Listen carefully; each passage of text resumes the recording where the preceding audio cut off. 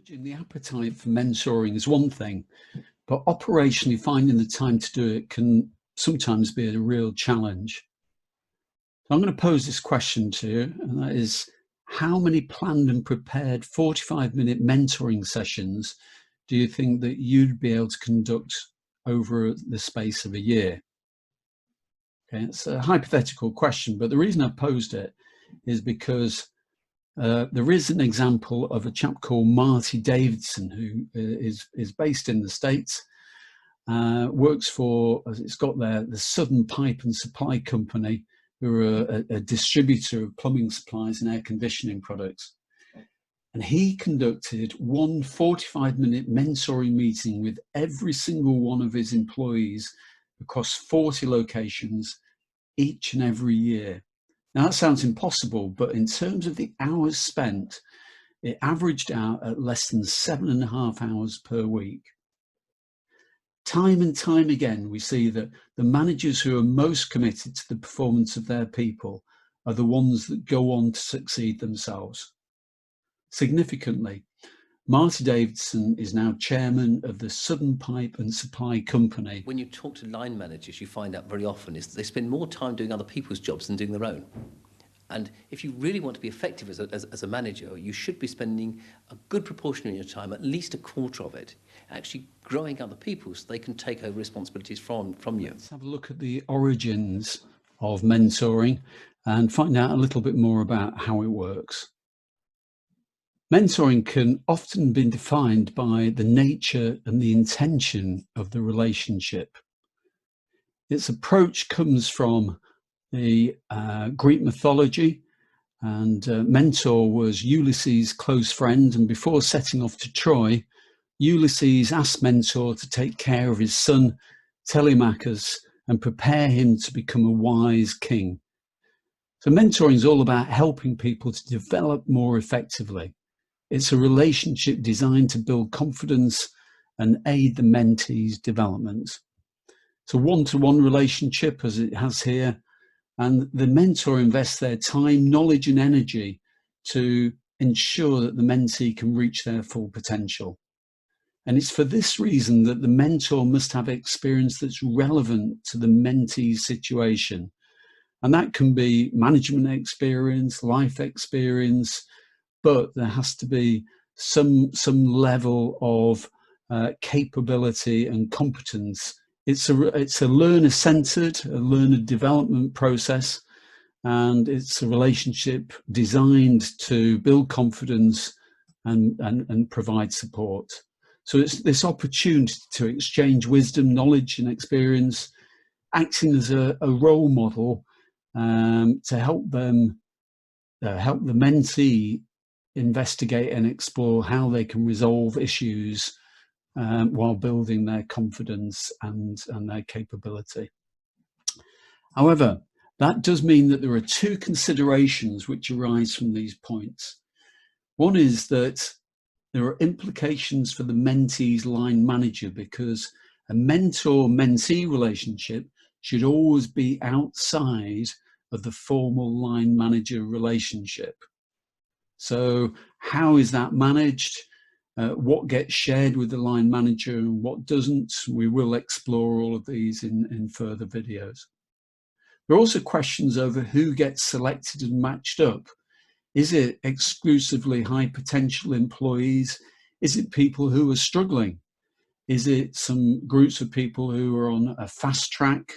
How do you identify where the biggest value will be? And again, this is something that we will take a look at. In terms of principles though, it needs to be, the mentor needs to be someone independent. So as mentioned, outside the normal chain of command, they can't have a vested interest in their immediate work performance of the learner. This isn't, as mentioned, about results as such. What it is based on is a greater level of experience and knowledge, albeit not necessarily hierarchical. It is useful for supporting high potential, but not always. And also maybe those new to a managerial role, or perhaps developing within a very specific category or field.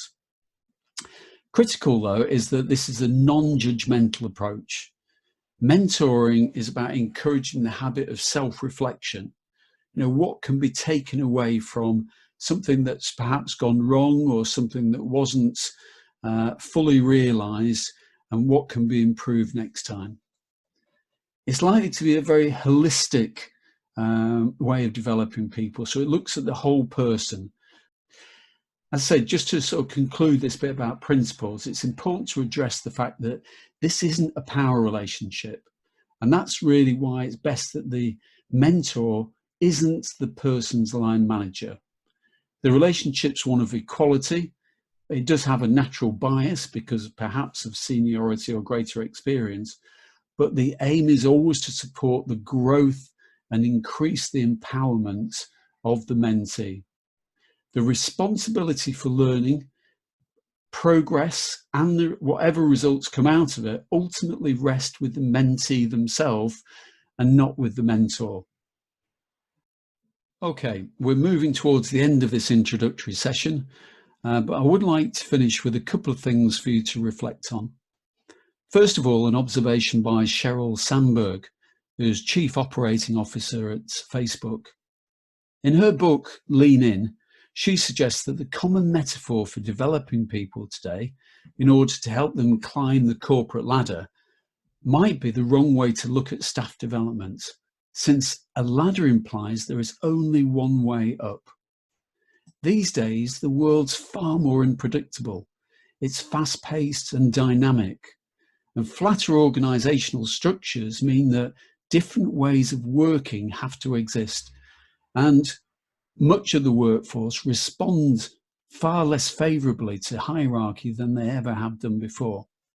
All of this means that moving upwards by climbing rungs on a ladder is actually far less likely. Sandberg feels that today what we need to think about is our career in terms of navigating a jungle gym rather than a ladder. So we need to think more broadly about opportunities, to have peripheral vision, to be able to look to the left, to the right, or perhaps even elsewhere in the company in order to progress. So in this way, mentoring can be used to confirm multiple points of entry for a career, emphasizing the possibility of moving laterally, maybe down, across, back, up, instead of just following one prescribed path. There are now many paths to success. So thinking of a person's career in this way begins to open the mind to many options and possibilities, and in this way becomes far less limiting. Now, one progressive organisation here in the UK who works this way is the Skipton Building Society. They've been using mentoring to develop their people for almost 20 years. Now, invariably, with any new scheme, there is often the question as to who to mentor first, particularly with a pilot scheme. And what the Skipton Building Society decided to do was focus on their middle management group and also what they call their accelerate group. So this was the high performance employees. What they did was they matched pairs based on contrasting learning styles. So what this means is if you had a very task-orientated individual, they might be mentored by someone who is very people-focused, and vice versa if you had someone who was very people-focused as a mentee. Similarly, if you had someone who was perhaps a very reflective learner, you maybe match them up with someone who's a much more active type of pragmatic person. Now, this program is most commonly run as part of a larger face-to-face skills development session. The full workshop always includes a question and answer session at the end, and we explore any queries or concerns of would-be mentors. Now, we've acknowledged that mentoring should ideally be outside the normal chain of command and not through the mentee's line manager. But a question that often comes up is, should I still mentor someone from my own field, even if I don't manage them? And the answer is not always. In fact, sometimes it can be really rich not to work with someone from your own field at all, i.e. perhaps someone from a different department. Because remember, you're not going to mentor them for technical advice. That would be more in the realms of coaching. Mentoring focuses on career and professional development. And so it can be really, really helpful to get a different perspective on things for that reason. As a mentor, your role is to provide a reflective space where you can ask them questions, help them to come up with innovative solutions, and all of this can be achieved outside the traditional department structure. Continuing with the theme of who to mentor, on the face of it, it makes a lot of sense to target your high-performance employees. These, after all, are your people who will bring you the biggest return. They are more ambitious than non-high performance employees. They can be harder to retain in the marketplace, and numerically, as you can see at the bottom of this graph, they are a much smaller, more defined group. So it does seem to make a lot of sense. However, in the longer term, it's also important to recognize that these results in this graph aren't fixed. Individuals can move in and out of this high performance employee category through the course of their careers, depending on their role and depending on their personal commitment to succeed.